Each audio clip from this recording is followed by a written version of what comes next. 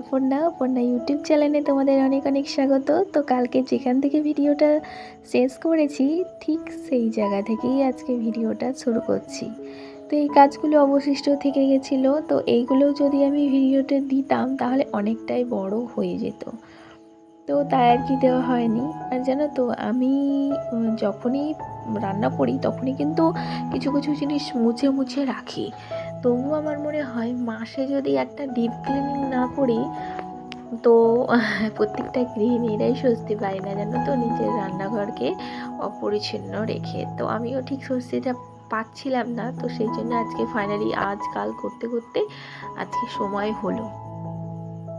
তো আজকে চাপের উপর চাপ। তো আগের দিনকে বলেইছি তোমাদের যে আমার একটু আয়ুষ্মানের জন্য পঞ্চায়েতে যাওয়ার কথা ছিল। তো একদিকে রান্না করেছি, একদিকে ক্লিনিংয়ের কাজগুলো করেছি, আর এটা এসে বিকালবেলা একটু রেস্ট করে নিয়েছি, তারপরে করেছি। তো আমরা প্রত্যেকটা গৃহিণীরা যদি একটু বুদ্ধি আর একটু পরিশ্রম দিয়ে কাজগুলো বুঝে শুনে করি না, তাহলে কাজগুলো কিন্তু খুব তাড়াতাড়ি চটপট হয়ে যায়। যেমন দেখো, আমি সকাল থেকে রান্না করেছি প্লাস রান্নাঘরে ক্লিনিংও করেছি, একটা কাজ হলো তো এক্সট্রা। এবার তার মধ্যেখানে ঘর দোর মুছে স্নান করে চলে গেলাম, এসে খাওয়া দাওয়া করে একটু রেস্ট করে যে গুছিয়ে নিচ্ছি। তো এইভাবে মানে একটু বুদ্ধি খাটিয়ে যদি আমরা করতে পারি এই কাজগুলো তাহলে হয়ে যায় না চটপট। তো আমার তো তাই মনে হয়, আর একটু প্ল্যানিং করে রাখলে ভালো হয়।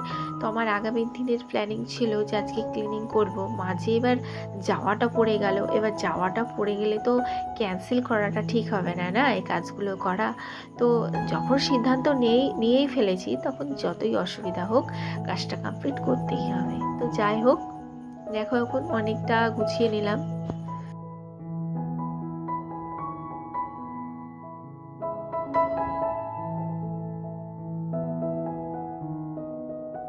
বন্ধুরা, ওই যে কথায় আছে বুদ্ধি থাকলেই উপায় হয়, ঠিক সেরকম সব সময় যে ঘরে আমার দামি দামি ফার্নিচার থাকবে, এবার যখনই ডিপ ক্লিনিং করবো একটা নতুন করে ফার্নিচার কিনতে পারবো, সেরকম তো সম্ভব নয়। এবং সেরকম ফ্যামিলি থেকেই বিলং করি না, তাই ঘরের জিনিস একটু উলট পালট করে একটু এদিক ওদিক করে সাজালে একটু ব্যাকগ্রাউন্ডটা চেঞ্জ হয়, একটুখানি কাজের প্রতি এনার্জিও বাড়ে। যখন দেখবি একঘেয়েমি হয়ে যায় রান্না করতে করতে, রান্নাঘর একই রকম দেখতে দেখতে, তখন একটু যদি তোমরা ব্যাকগ্রাউন্ডটা চেঞ্জ করতে পারো, হয়তো দামি দামি জিনিসপত্র নাও কিনে কিন্তু করা যায়, যেমন আমি করি, এদিক ওদিক ঘুরিয়ে ফিরিয়ে জিনিসপত্র রেখে ঠিক সেরকমভাবেও কিন্তু করা যায়।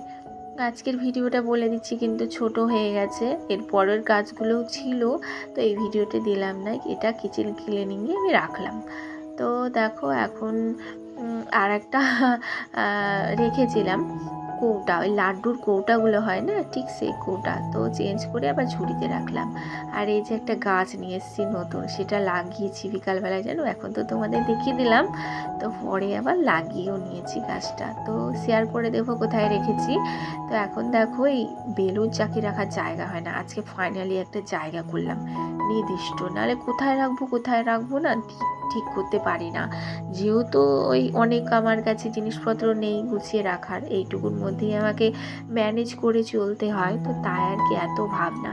আর তারপরে দেখো ফ্রিজটা, তো এই ফ্রিজটা আমি ফেলে দিইনি, এটা কিন্তু অচল ফ্রিজ, কোনো কাজে ব্যবহার হয় না, তো আমি কাজে ইউজ করেছি, কারণ আমার জিনিসপত্র রাখার মতো সেরকম কোনো ফার্নিচার ছিল না, তাই এই খারাপ ফ্রিজটার ভেতর আমি সমস্ত এক্সট্রা বাসনগুলো গুছিয়ে রেখেছি। জিরো ব্যালেন্সে বলতে পারো, এইটুকু ব্যবস্থা আমি করতে পেরেছি। তারপরে দেখো ঘরটা একটু তোমাদের শেয়ার করে দিলাম গোছানোর পরে, তো কেমন লাগছে অবশ্যই কিন্তু কমেন্টে জানিও। আমার তো বেশ ভালো লাগছে, বেশ অন্যরকম লাগছে, আর রান্না করার প্রতি আগ্রহ বেড়েছে, আর ব্যাকগ্রাউন্ডও চেঞ্জ হয়েছে, মানে সব দিকই সামলে গেছে। তো এখন ঘরের ফাইনাল লুকটা এবার তোমরা বলবে কেমন হয়েছে। জাস্ট পর্দাটা কাচতে পারিনি, নেক্সট দিন কেচে দেবো। তো আজকের ভিডিওটা আমি এতটাই রাখছি, দেখা হচ্ছে নেক্সট ভিডিওতে।